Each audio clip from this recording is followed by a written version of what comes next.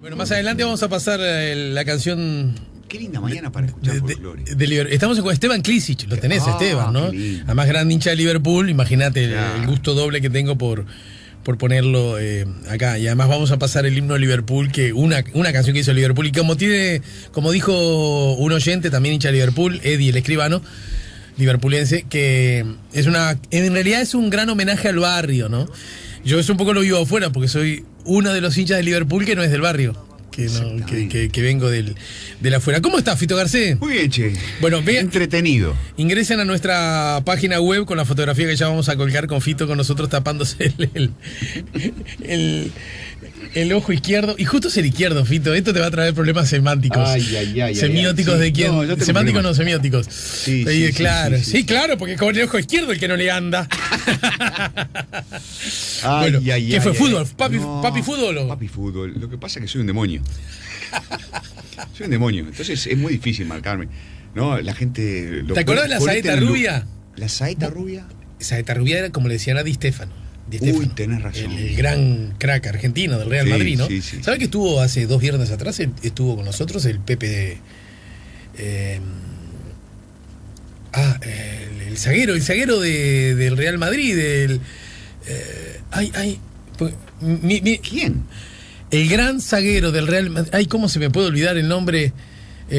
Diego, ayúdame, Diego, por favor. Pepe, ¿cómo se llama? El del Real Madrid. José Emilio Santamaría. Mentira. Claro. Pepe Santamaría estuvo acá. Es segunda vez que viene a la radio. ¿En serio? Sí, vino a festejar sus 90 años. Mirá vos. El gran referente del Club Nacional primero, el Real Madrid después. ¿Qué te parece? Un crack perdido. 90 años. 90 años. Un traje, una camisa, una corbata, ¿entendés? No sé. Qué crack. Qué crack. Y qué ubicación para todo. Qué medido en los comentarios. Qué timing. Qué timing, sí señor, el de un gran zaguero que ha sabido siempre esperar a los delanteros para en el momento justo. Porque incluso tampoco se dice cosas, pero las suficientes como para no herir y no lastimar a nadie. ¿Qué clase de zaguero era? ¿El que salía jugando, el que la reventaba? Bueno. Como Felipe Carvalho. No, me parece que era un... ¿Como Manicera o como Felipe Carvalho? Mirá que pregúntate. A Manicera ni vos ni yo lo vimos. Pero escuchamos la leyenda. Exacto. Del famoso zaguero que ponía los pelos de punta a los hinchas. Moñitas en el área. Porque salía jugando siempre, ¿no? Qué lindo. Bueno, en fin. Bueno, vamos arriba. Adolfo Fito Garcés está. Bueno, el panorama político del Uruguay está muy atravesado, naturalmente, por el año electoral, como no podía ser de otra manera. Pero surgió como un componente que no sé dónde ubicarlo, si por encima, si antes, si después, si por abajo. El asunto de, llamémoslo así, lo militar, ¿verdad? Porque creo que reducirlo al Tribunal de Honor me parece que es un poco achicarlo, y creo que es achicarlo aún más, reducirlo al tema de las acciones posteriores del gobierno en cuanto a las instituciones, ¿no? Sí. Y vos escribiste algo muy interesante en El Observador que fue publicado ayer. Sí, qué cansancio, ¿no? Qué cansancio. A ver, la verdad que toda la parte de si el gobierno hizo bien, si hizo mal, si Tabaré leyó, si no leyó, en fin, ¿no? Todo eso, no sé, me aburre bastante y me preocupa poco.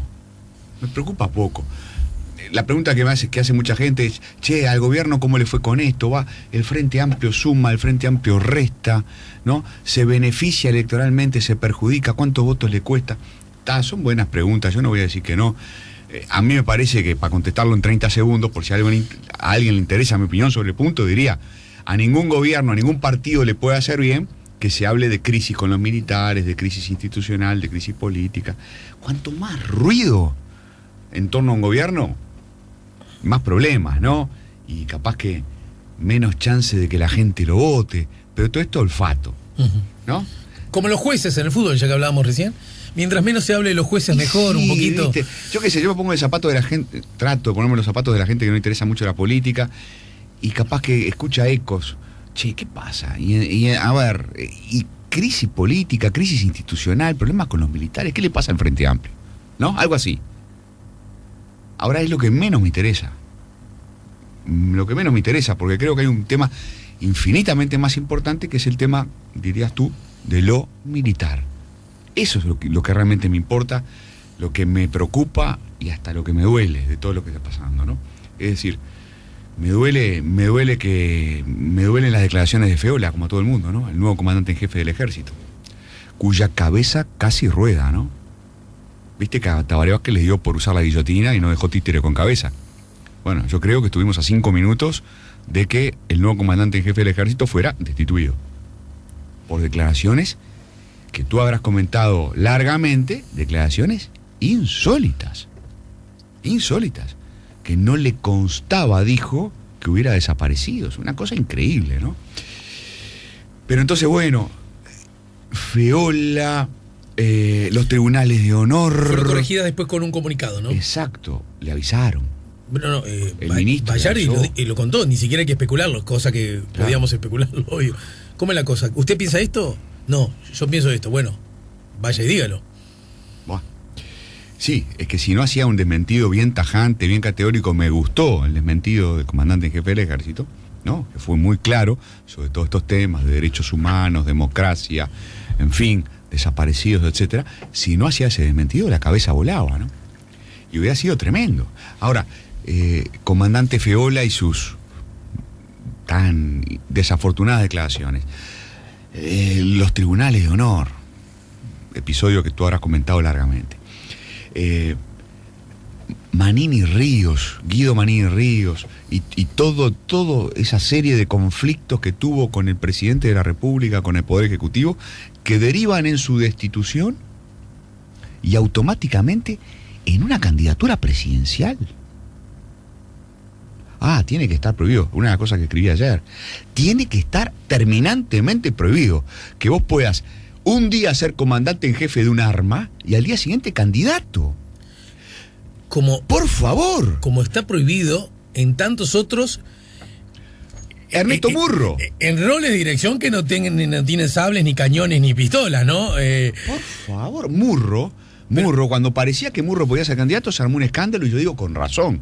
No puedes estar en el BPS un día que administra tantos recursos, un electorado tan importante, influyendo sobre un electorado tan importante y el otro día ser candidato a la presidencia. Déjame incluso precisar, claro. Yo estoy de acuerdo, que ni siquiera es al otro día, porque Murro fue en la anterior administración. Totalmente de acuerdo. El constitucionalista le obliga a ese tipo, a que pase 5 años sin que haya la menor chance. Gracias, Alejandro, por la precisión. Ni siquiera es al otro día. Y hemos discutido y se seguirá discutiendo, y yo digo que es buena la discusión, si está bien ser un día presidente de un ente autónomo, administrar muchísimo dinero de todos nosotros y al día siguiente renunciar y ser candidato a algo. Sí. ¿Y cómo puede ser que tú seas comandante en jefe del ejército y al otro día candidato a la presidencia? Por favor. A ver, y con un discurso como el de Guido Manini Ríos, ¿no? Que todos los que vivimos el famoso proceso cívico militar, temblamos, ¿no? Escuchamos un discurso en ese tono, en esa jerga, con ese uniforme, con esa escenografía, y decimos que es una pesadilla esto, es una broma de mal gusto. Buah. Entonces uno empieza a sumar, ¿viste? Empezás con Feola, terminás con Guido Manini Ríos, seguís con madres y familiares de detenidos desaparecidos, ¿no?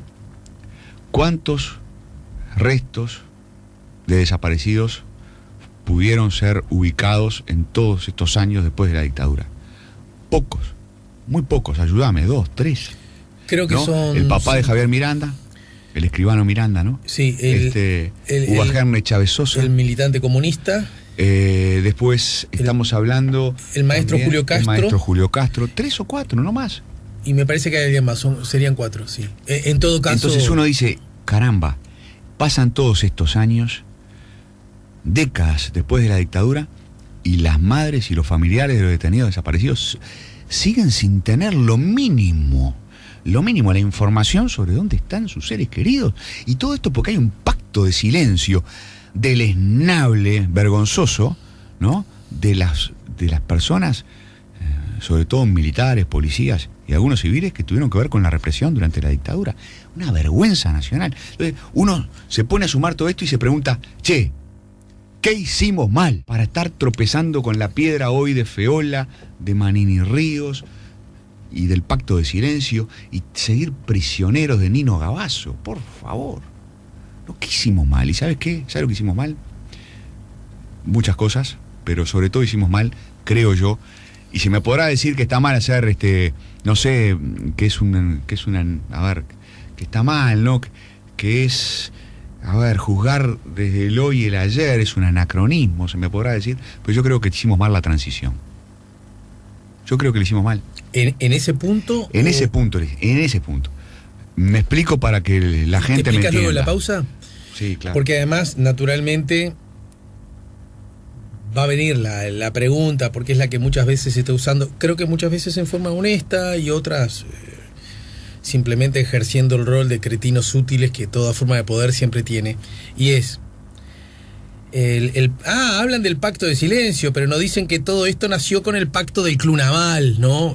Voy a ir para ahí. Bueno, justamente. Voy a ir para ¿verdad? Ahí. Pero si había que hacerle esto a los milicos, no te olvides que antes a los Tupamar, ¿no? En fin, todo ese baile, ¿está? Hablemos y revisemos lo que hemos hecho para aprender. Siento en este momento la obligación de recordar Fito Garcés, que bueno, no solo es un columnista de este programa, sino, antes que nada, un hermano de la vida, cuando en una charla abierta en el marco de la presentación de un libro, tú estuviste con el expresidente Sanguinetti, ¿verdad? Sí. Vamos a recordarle, vamos a invitar a la gente a que mire ese video que está en YouTube. Sí. Ahora lo comentamos. Le pasamos la verdad, porque poné el link por ahí, ponelo en la lo vamos página. a poner ahora. Ponelo, porque ahí expliqué largamente lo que ahora no sé si podré explicar tan largamente. Bien, estamos poniendo, lo que quiero decir es que este comentario tuyo, el que va a venir ahora, que un poco lo sé porque te leí ayer, en realidad no es que surge por las cosas de la hora. No. Sino que lo venís algunos venimos trabajando esos temas hace tiempo, advirtiendo que hay un potencial problema, ¿verdad? Potencial, ¿no? Ese video es del 2012 en la Feria del Libro, 2012. Sí. Quisiera contar de qué se trata. Dale. Estamos con Adolfo Fito Garcés. Estamos poniendo la mañana en camino, seguimos conversando con Adolfo Fito Garcés a propósito de este asunto, el que ahora le hemos puesto lo militar. Ayer escribió una muy buena columna de mi perspectiva, Militares bajo sospecha, es necesario legislar para prevenir ciertas situaciones, así se llama la columna de opinión de Adolfo Garcés. Y en ese contexto, Adolfo, estaba con ganas, dos cosas, de ir hacia atrás un poco a ver dónde se gestó esto, porque partías de la consigna, algo se ve que hicimos mal, ¿no? Claro, porque uno no ve a las Fuerzas Armadas de este país y sobre todo al Ejército, uno no termina de verlos rechazando con indignación lo que pasó en los 70s, rechazando con indignación la tortura, la desaparición de gente, los secuestros de niños. Uno no termina de verlos expulsando así, ¿viste? ¿No? Con la rabia que habría que hacerlo a la gente como Nino Gavazo, etcétera, etcétera. Eso no lo vemos. Si no hubiéramos tenido estas declaraciones del nuevo comandante en jefe, ¿no? Feola. Y yo creo que hay que ir muy para atrás, y que lo que tenemos que preguntarnos es si no habrá todo esto que estamos viviendo ahora, si no tendrá que ver con el tipo de transición que tuvimos. ¿Qué tipo de transición tuvimos? Estoy hablando del año, perdone gente, parece la prehistoria para muchos de ustedes, ¿no? Pero la transición del año 83, el año 84. ¿Qué tipo de transición tuvimos? Una transición pactada, negociada. ¿Estuvo mal pactar? No. ¿Cuál era la alternativa si no se pactaba o si no se negociaba? ¿Qué era? ¿La insurgencia? ¿La lucha armada para terminar con la dictadura? No. Había que negociar. El tema es que hay maneras y maneras de negociar. ¿Cómo negoció la oposición democrática con el régimen militar? Negoció en situación de debilidad. ¿Por qué negoció en situación de debilidad? Muy fácil. Porque la oposición se dividió. ¿Quiénes estaban a favor de ir a pactar en ese momento, año 84? Estaban a favor de pactar el Frente Amplio, la Unión Cívica, el Partido Colorado. Los blancos no querían pactar. Resultado, los blancos en aquel momento, estamos hablando del 40%, ¿está bien? No son los blancos del 30%. ¿no? El segundo partido en importancia. El Frente Amplio de aquella época no era la mitad del Uruguay. El Frente Amplio de aquella época era el 18, el 20%. O sea que pactó el 60%, 65% del Uruguay, pactó con el régimen militar, ¿no? El resto no pactó. Si tú dividís la oposición, tenés menos fuerza que si toda la oposición está unida. Entonces, pactamos nosotros, la ciudadanía, los demócratas de este país, pactamos en situación de debilidad con los militares. Resultado del pacto, y si los militares salieron fortalecidos, hicieron ruido de sables entre el 85 y el 86, buena parte del sistema político se asustó, hubo ley de caducidad y por lo tanto no hubo lo que debió haber entre el 85 y el 90, que era que los militares desfilaran por los juzgados, ¿no? Y que los ninos gabazos fueran juzgados con todas las garantías de la ley.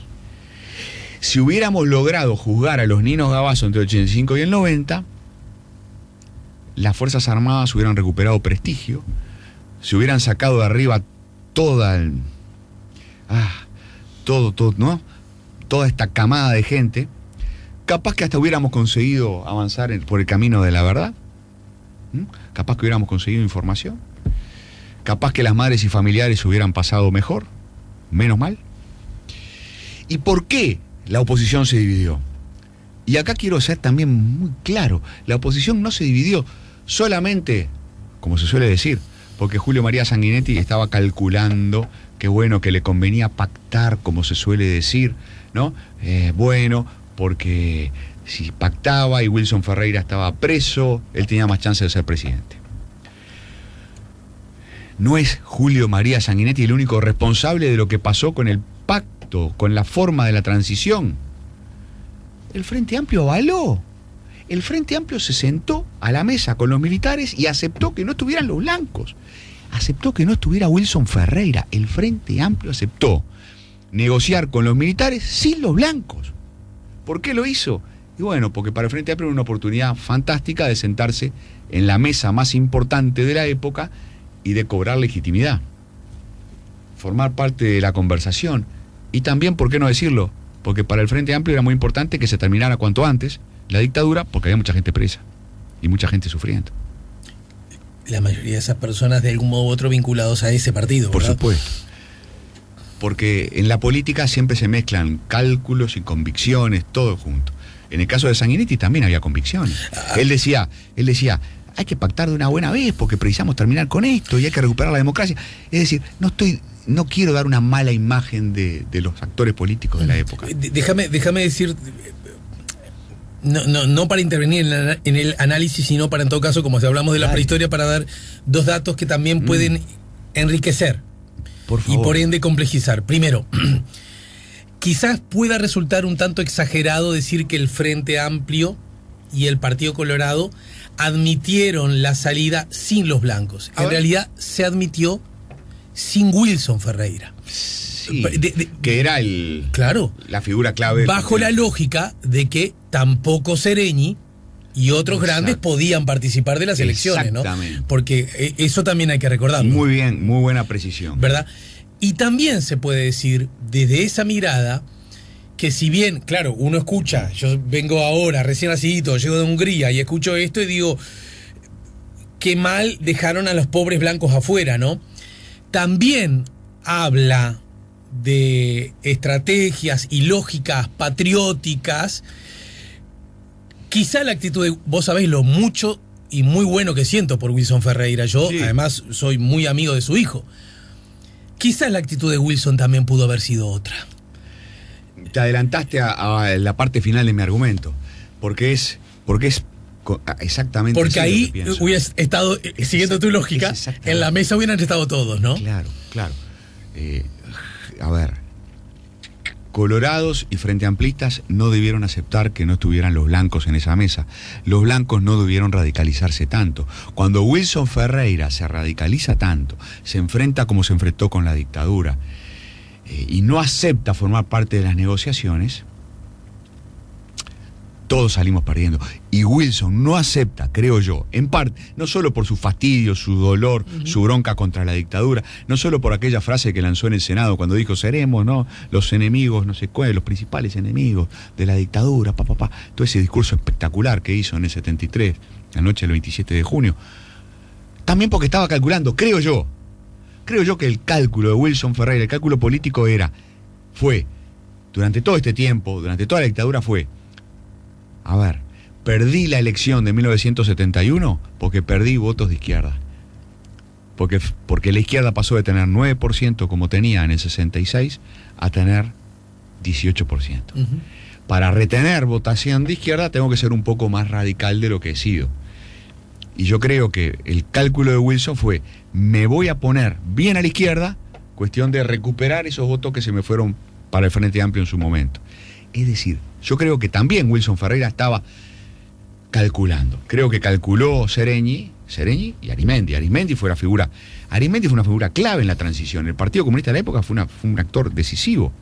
Arizmendi y Seregni por un lado, Sanguinetti por el otro y Wilson Ferreira por el otro. Cada uno de ellos, mezclando convicciones con cálculos, terminaron generando lo que yo dije, y reitero ahora, con respeto hacia todos los actores políticos, vivos y muertos, una transición subóptima. Eso fue lo que dije en el 2012, en esta mesa, con José Rila y con Julio María Sanguinetti. Obvio, a Julio María Sanguinetti, con quien tengo excelente relación, no le gustó mi definición. Sí. Yo dije, una transición subóptima, y él dijo al lado mío, ¿subóptima? Sí, subóptima. Para mí fue subóptima. Y hoy estamos pagando el precio de esa transición subóptima. Debimos hacer otra cosa. Debimos pactar todos juntos para generar una transición que permitiera avanzar en la verdad y la justicia, y no supimos hacerlo. Sin embargo, lo paradójico de toda esta narración de los hechos consiste que en realidad la impunidad, llamémosle así, se consagra no, por lo menos, con la palabra escrita, ¿no? No en aquel pacto. Yo recuerdo que una cosa dijo acá Sanguinetti, y a mí me pareció muy locuaz, muy atendible. Dijo que nosotros ahí pactamos con los militares. No, nuestra estrategia era no hablar de ese tema, porque justamente no podíamos decir que nosotros íbamos a tener como una de nuestras primeras medidas liberar a los tupas, porque ahí se nos pudría todo, porque y a mí eso me ha parecido sensato. Mira, mejor como hacemos vos y yo cada vez que tenemos una diferencia sobre algo, y lo haces tú con tu pareja y yo lo hago con la mía, o con tu patrón o con tu jefe, si hay algo que molesta un poco y hace ruido, nos hacemos los chanchos rengos y hablamos de lo que sabemos que podemos llegar a encontrarnos. Eso también forma parte de las lógicas de la negociación, ¿no es cierto? Sí. Pero después, en todo caso, después lo que viene es la ley de la caducidad. Y la ley de la caducidad, paradójicamente, es escrita, redactada por el Partido Nacional. Sí. Que es una cuestión que también, analizando estos hechos, me parece que luce interesante, ¿no? Sí. ¿Sabes que hay un profesor de historia que está haciendo una tesis de maestría en historia política? Yo estoy intentando ayudarlo con mi carácter de orientador, de tutor. Hacha, ¿podés creer? Sí, Hacha y Tilla. Vos sabés que Leandro está haciendo una tesis sobre la gobernabilidad wilsonista entre el 85 y el 88, ¿no? Y bueno, y un tema clave, y estamos haciendo entrevistas, estamos conversando con gente, un tema clave es ¿por qué la ley de caducidad fue de autoría de los blancos? No pudo ser de los colorados. ¿Hasta dónde que la ley de caducidad la redactara los blancos? ¿Hasta dónde no fue algo que preferían los blancos y que prefería Wilson? Porque Wilson estaba pensando en ganar la elección siguiente y precisaba correrse hacia el centro.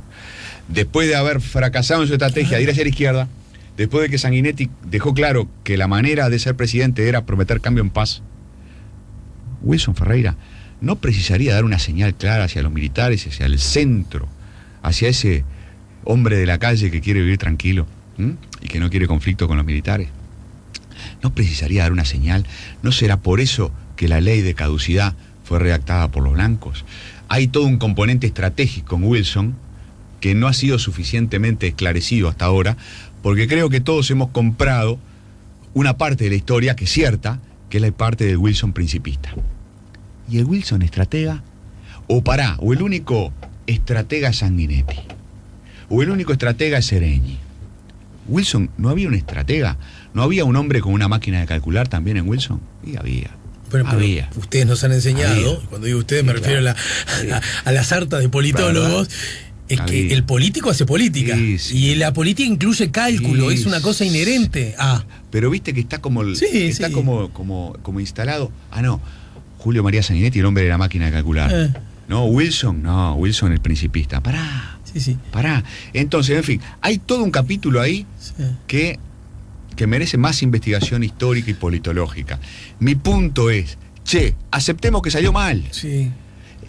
A ver, se hizo lo que se pudo, ¿no? Pero salió... Pero vos como persona, ¿no te preguntás si a los 18 años no tendrías que haber hecho otras cosas? Claro. ¿Y por qué nosotros como sociedad no nos podemos preguntar si no debimos hacer otra cosa? Claro.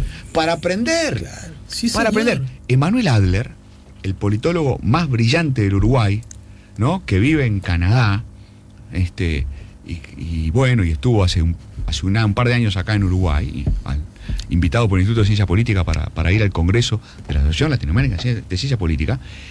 Emanuel Adler dice que las sociedades evolucionan por ensayo y error. Él dice pragmáticamente en el sentido filosófico del término, es decir, no tenés un libreto muy claro y vas experimentando por un camino y por el otro, y realmente evolucionamos cuando nos esforzamos por aprender.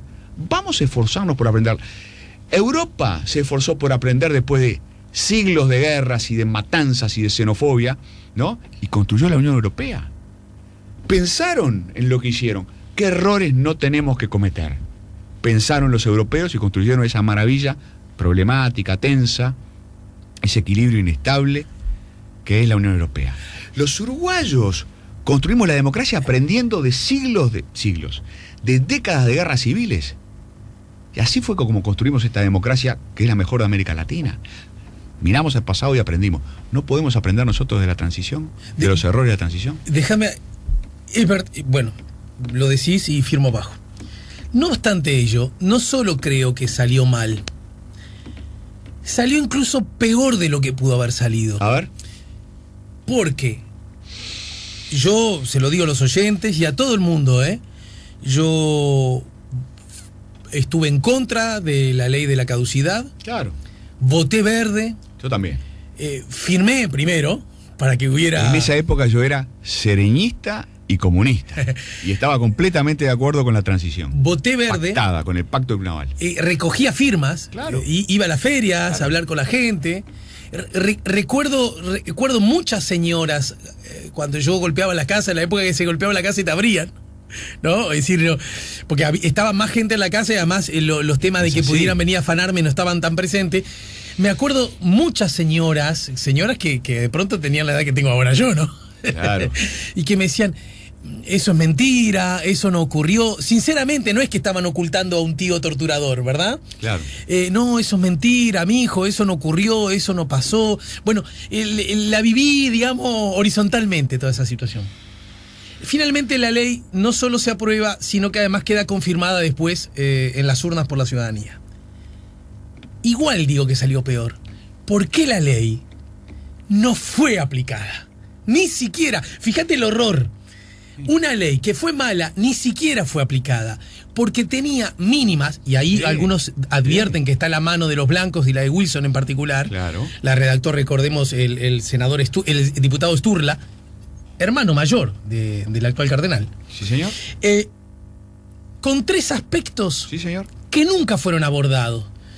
Primero, la ley cometía, no hay que ser abogado, alcanza con haber terminado 6º de escuela y haber estudiado democracia y los 3 poderes independientes. La ley incluye un capítulo en el cual el Poder Ejecutivo le dice al Poder Legislativo qué cosa puede investigar o no. Violación de la independencia de los poderes, Pero, esa parte a mí no me escandaliza, pero no importa. Está bien. Porque tiene su lógica política. Pero sí, pero a mí sí, porque hay cosas que no. Pero en todo caso, forma parte de la coyuntura. ¿Sí? La ley tenía un artículo 4 que decía: todo esto, la pretensión punitiva del Estado no corre. Jefe, con 3 excepciones. Primero, lo estoy diciendo un poco a memoria, de haberlo estudiado bastante la ley. Primero, a los delitos antes del golpe de Estado, no. Claro. No, pues sí, mira que esto no corre, ¿no? Che, los delitos cometidos por civiles, no. ¿No? Che, desapariciones y secuestros de niños, no. Claro. Y cuando nosotros hablamos, el otro día decía el director del observatorio Luis Ibarburu, nosotros hablamos de los desaparecidos, pero los delitos cometidos por el Estado uruguayo fueron mucho más que eso, es verdad. Pero también digo, si hubiéramos dado respuesta a eso, que empezaste diciendo vos, ¿verdad?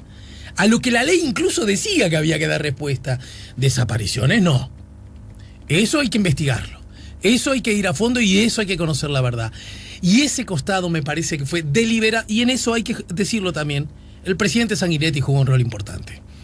Claro, en la no aplicación de la ley en profundidad. La verdad, porque él estaba convencido, y lo dice en esa mesa redonda, en ese coloquio que tuvimos en el 2012, él estaba convencido que después de los grandes conflictos a lo largo de la historia, Uruguay había salido amnistiando, ¿no? La lógica de ni vencidos ni vencedores, la guerra grande, amnistías, ¿no? Él lo dice claramente, él dice que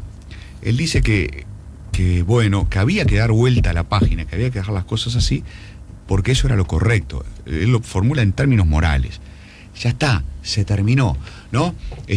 Soltamos a los presos, amnistía de un lado, soltamos a los presos, amnistía del otro, no juzgamos a los militares, damos vuelta a la página y miramos hacia adelante. Él le parecía que eso era lo lógico, lo correcto y lo justo en términos morales. Es un argumento político. Podrá estar de acuerdo, estar en desacuerdo. Él lo formula en estos términos. No fue una cuestión prudencial, de cálculo, de hacen ruido de sable los militares, cuidado, hay que meter la marcha atrás.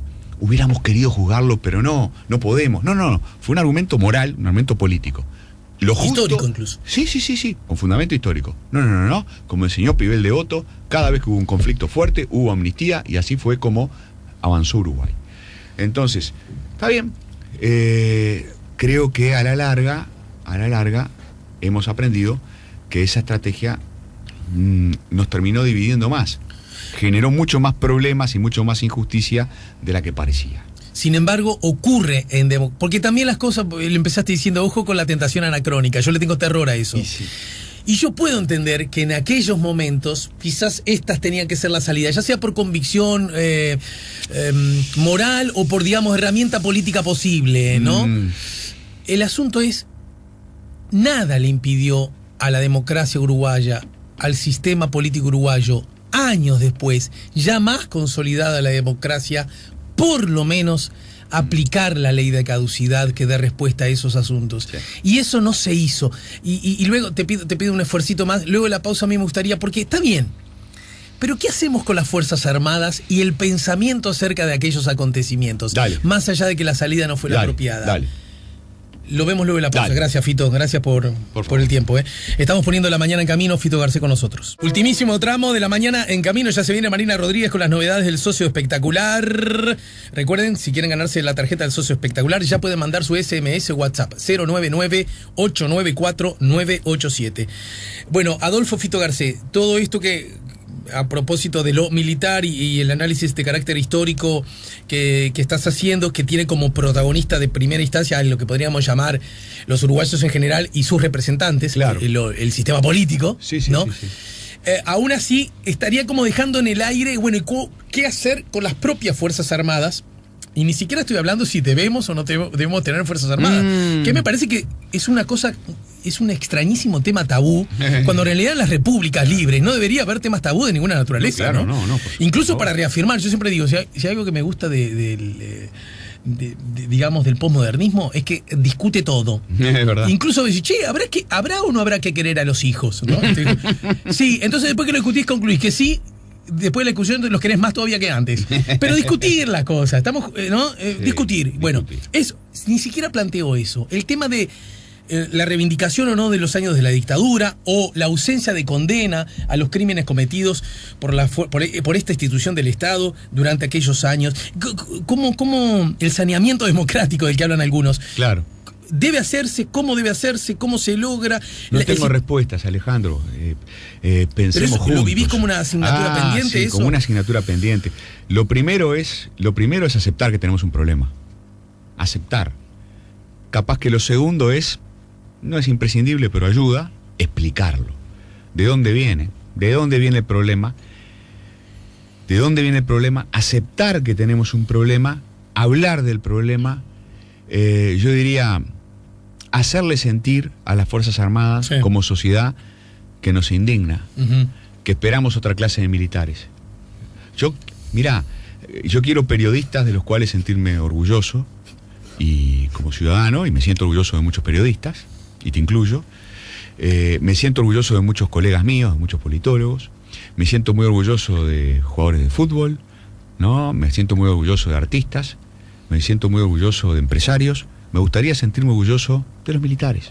No me siento orgulloso de los militares. Quisiera sentirme orgulloso. Lamento oír eso. No, pero esto es increíble lo que acaba de pasar. Claro, se te activó el Siri seguramente, o el sistema ese que vos podés conversar con el teléfono. Me acaba de poner una carita de triste también. Claro, porque como no estás orgulloso, lamento oír eso. Te dijo. ¿Lamentas oír eso? A ver si lo dice. No me siento orgulloso. Tenés que, creo que apretar el botón. Hay que apretar central. algo. Bueno, sí. mira, la verdad que... qué gracioso eso que acaba de ocurrir. Esto es increíble. Esto es realmente increíble. Che, quedó grabado, ¿eh? Sí, lamento oír eso. Sí, yo lamento no sentirme orgulloso de las Fuerzas Armadas. Y creo que tenemos que hacerle sentir a las Fuerzas Armadas que no nos sentimos orgullosos de estos militares. No me siento orgulloso del comandante en jefe del ejército. No me siento orgulloso del comandante Feola. No me siento orgulloso. No me siento orgulloso de los comandantes anteriores, que no quiero mencionar, ¿no? Y me gustaría sentirme orgulloso. Y creo que tenemos que hacerle sentir que precisamos otra clase de militares. Precisamos militares que se indignen con el pasado, que se indignen con Gabazo. Nos tienen que convencer de que están indignados, tan indignados como nosotros, ¿no? Militares que se indignen con el pacto de silencio, aunque quizás no lo puedan romper, porque es difícil convencer a Gabazo de que diga la verdad, ¿no? En algún momento Mujica que no los vamos a torturar, ¿no? Está bien, pero que nos demuestren que están indignados como nosotros, que muestren que sufren con el dolor de las madres y familiares de desaparecidos. Eso quisiera. Entonces, si hubiera una reacción ciudadana, ¿no?, de indignación, quizás favoreceríamos que las Fuerzas Armadas se muevan y tengan otro tipo de actitud. Creo que es lo que podemos hacer. ¿Qué pueden hacer los dirigentes políticos? Bueno, quizás acompañar mucho más enfáticamente el reclamo de las madres y de familiares y desaparecidos, ¿no? ¿Quiénes acompañan? Permitime recordar que hasta el propio Frente Amplio demoró en reaccionar, ¿no? El Frente Amplio se involucró con la causa de los detenidos desaparecidos al principio, de la 84, 85, 86, ¿no? Y después el Frente Amplio abandonó el tema de derechos humanos. Después del voto amarillo, el Frente Amplio se olvidó. Y si no fuera por la militancia social, otra vez, madres y familiares, sí, y por algunos políticos, como Rafael Michelini, el Frente Amplio hubiera abandonado este asunto. Y hablaste de periodistas, y déjame señalar el rol que jugó Postdata, dirigido por Manuel Flores Silva, no, que venía de la política, con la Operación Zanahoria, pero en ese jugando un rol con Pedro Cribar y otros cuadros periodísticos en aquel, duda, ¿verdad? Jugando un rol importante. La sociedad civil hizo lo suyo, ¿no? Entonces, bueno, y los partidos políticos no se pueden involucrar un poco más con todo esto, no le pueden poner un poco más de garra, de pasión, ¿no? No pueden hacer... ¿Los partidos políticos están indignados con esto? ¿Están indignados como nosotros? ¿Están indignados? ¿No? A ver, Sanguinetti tiene su pasado, tiene su historia. ¿Qué piensa Talvi de esto? ¿Qué piensa la calle Pou de esto? ¿Qué piensa Larrañaga de esto? ¿No?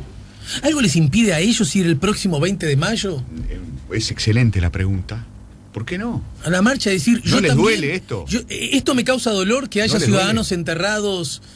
No, bueno, si es que estuviesen enterrados, ¿no?, y cuyos cuerpos no fueron devueltos a sus familiares. En fin, hay que hablar del asunto y hay que hacerle sentir a todos los principales actores de este país nuestra indignación. Bueno, gracias, Fito, gracias por el tiempo, No, como siempre, muy amable. Nos reencontramos más temprano que tarde. Cómo no, con gusto.